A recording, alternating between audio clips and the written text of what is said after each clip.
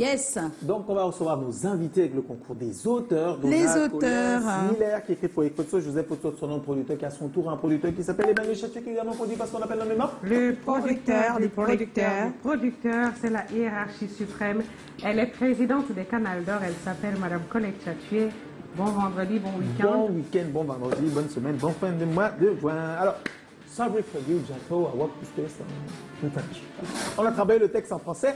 Jato Sonita, Jato Sonita. Alors, il faudrait bien que je raconte mon expérience personnelle avec la musique de Jato Sonita. Je suis tombé dessus par complet hasard et j'étais sûr que c'était un sketch, genre, je sais pas, un canal de movies, comme on dit souvent. Donc vraiment quelque chose monté de toute pièce où une petite fille interprétée.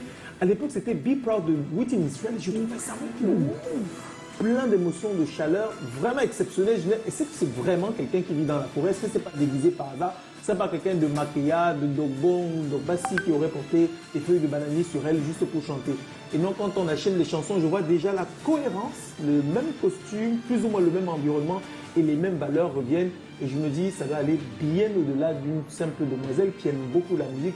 Ça doit être toute une philosophie. Donc en creusant un peu, on se rend compte déjà qu'il y a la philosophie de réclamer, de revendiquer déjà l'intégrité de nos forêts. L'histoire raconte qu'on viendrait peut-être de là, mais aussi déjà de valoriser les classiques de la musique camerounaise. Alors j'ai écouté Donny Elwood, j'ai écouté Whitney Mistral, pour ne citer que cela.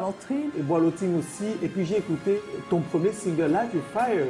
Ah oui, et en creusant, je me rends compte que c'est une jeune demoiselle. Elle n'a pas 20 ans, elle aime beaucoup la musique, elle a une voix exceptionnelle, un maniement qui donne l'impression qu'elle a fait au moins 20 ans de chorale et une sincérité dans la transmission de l'émotion.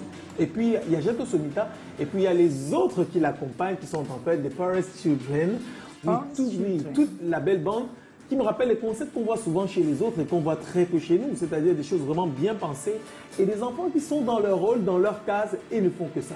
Et ça donne envie de découvrir au-delà d'écouter la musique. Ça donne envie de savoir si c'est juste une enfant ou c'est un esprit grand qui s'est incarné dans la petite fille qu'elle est.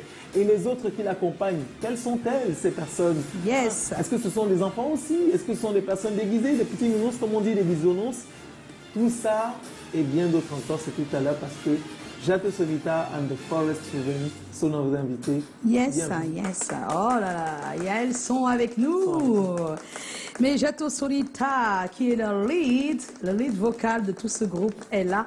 Donc on va en parler, on va parler avec elle. Elle nous rejoint sur cette table dans un tout petit instant.